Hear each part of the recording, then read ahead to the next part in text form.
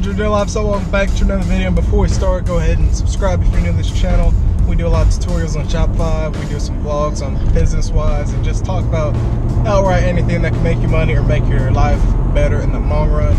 So feel free to subscribe if you're new, like I said, and let's get started with this video. Today we're going to talk about Shopify influencers. Specifically, we're going to be talking about Instagram influencers, and not just how to go out and find them, but we're going to talk more towards how to negotiate with them, because that's the biggest problem with Instagram influencers. Is keep in mind that they're a bunch of underage kids and they don't know what's properly charged, or if they don't, then they'll overcharge you. So if you know how to negotiate with them, then you can get the price down for like a huge chunk of what they would have originally charged you.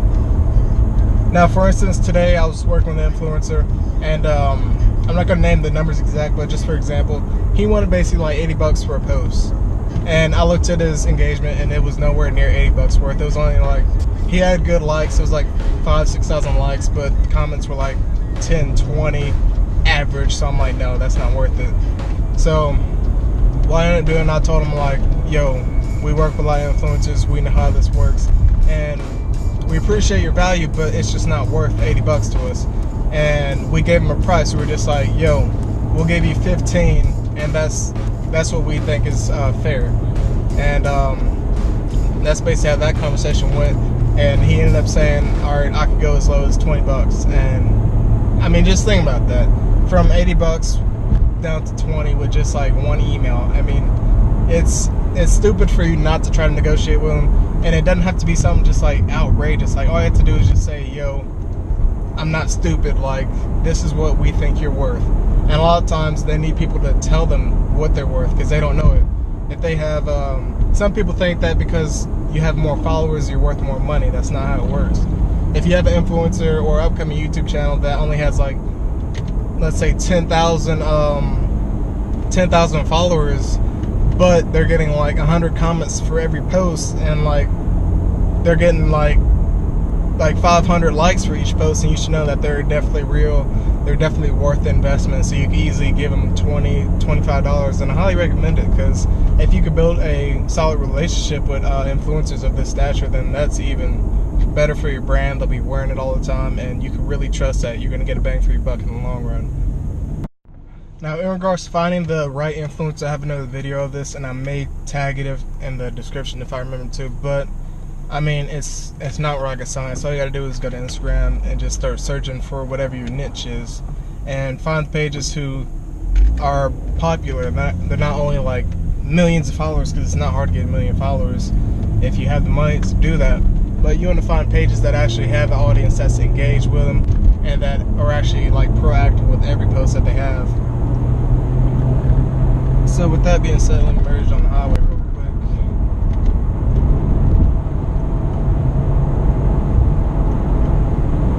This motorcycle behind me.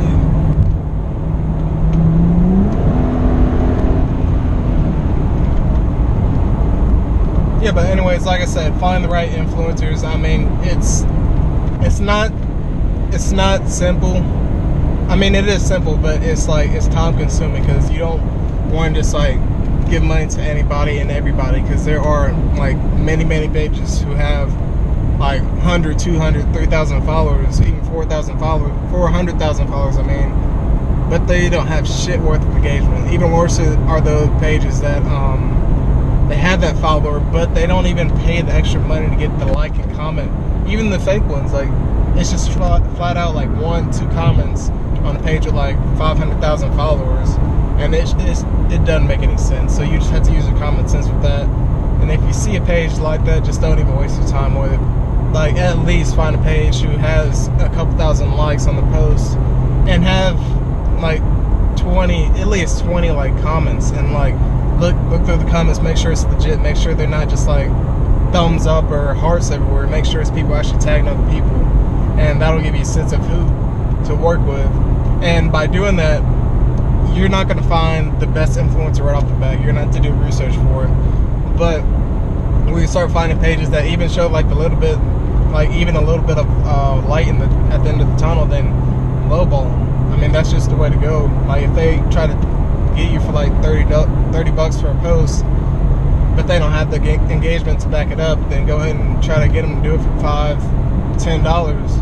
And more times than not, they're just going to say they're going to try to work you up, but it's not going to be no $30. It might be like $18 or something like that. So it's a lot better than paying full price. You get half off, even like 2 times as much off, and I mean, it's just worth it. So that's what I suggest for that in regards to negotiating with influencers, finding the right ones. And yeah, I just highly recommend you do it, because the benefit of working with influencers, and I'll touch on that real quick before the end of the video, but the benefit of it is if you can find a page that's sending you buttloads of traffic at a low cost, but it's actually like real traffic. One, if you get a bunch of abandoned carts, and that's good because you have their email. You can do a shit ton with email, like I said in the last video. Use MailChimp, get the fucking customer back. I mean, that's what you got to do. You got to get out there and get your money.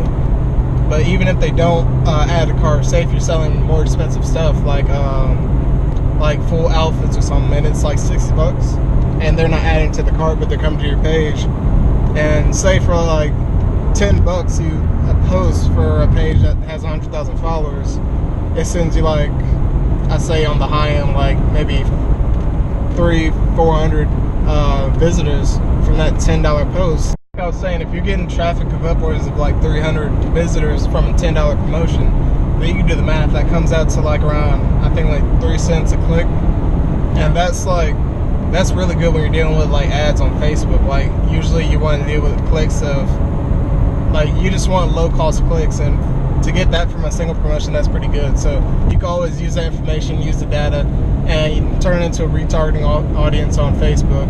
And sorry, I'm trying to focus on the road because I'm going across the bridge right now, and yeah, I don't want to end up in the water. But yeah, just use the common sense with it, do the math, and if it's a good investment, even if you don't make the sale right away, retarget them and get that money back, and you can do a lot of good things with Instagram influencers. But anyways, I'm going to cut this video short unless I think of something else on the way back.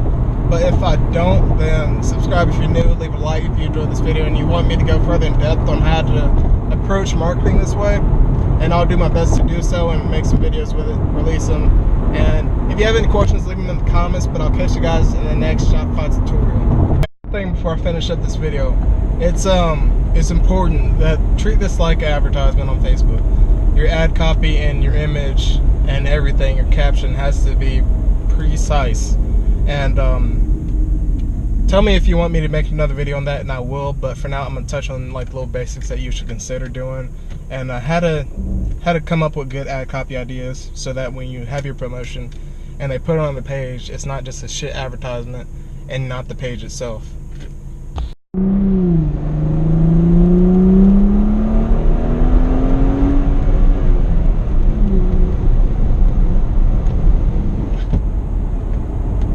Yeah, so like I was saying, when you're working with the captions, you want to be real particular on how you approach it, and I suggest that you don't just do a general caption, you do it by influencer. And what I mean by that is, when you find an influencer, you find a group of influencers that you want to work with, or have landed a deal with, before you just email them some random ass caption and a photo, go through their page and see what other people are promoting wise.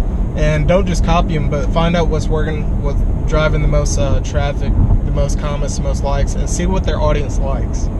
And once you do that, you'll have a general idea of what kind of caption works for them. And don't just make one to blend in with the page, but make it to stand out according to that little knowledge that you obtain. And that's a way for you to really get the best bang for your buck when you're dealing with influencer promotions. And same goes for Facebook advertising. That's how you go about finding the best captions and audiences.